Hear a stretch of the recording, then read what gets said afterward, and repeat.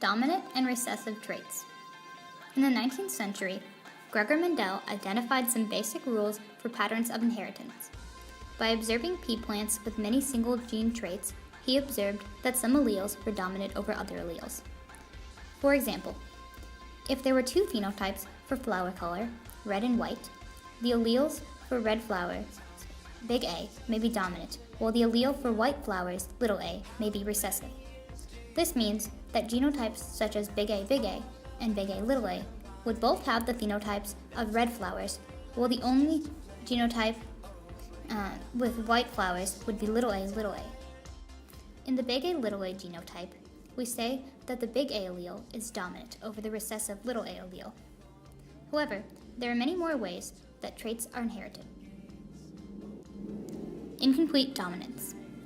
In incomplete dominance, organisms with the heterozygous genotype, big A, little a, show an in-between phenotype.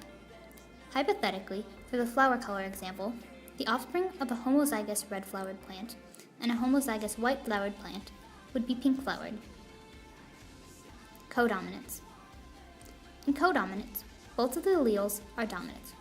Heterozygotes display both of the phenotypes associated with each allele. Hypothetically, for the flower color example, this would mean that the flower with the genotype big A, little a would be both white and red. Another example is blood type in humans, where there are three possible alleles, big A, big B, and O. Alleles big A and big B are both dominant.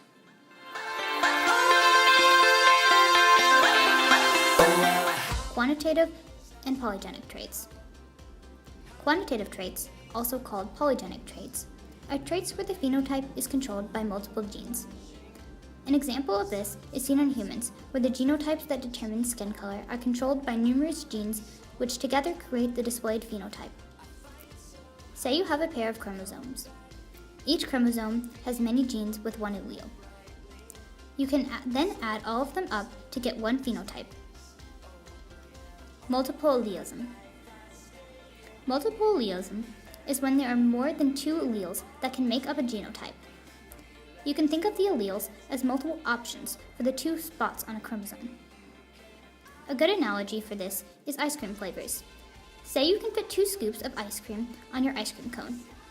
Each scoop will be a different flavor because you want more flavors. A real-life example is human blood type, where there are 3 possible alleles, big A, big B, and O, as mentioned earlier. Environment interactions. The environment can also play a role in determining phenotypes. For example, in plants, amount of sunlight and water play a role in plant height. Plants with little sun and water will be shorter than plants with sufficient sunlight and water.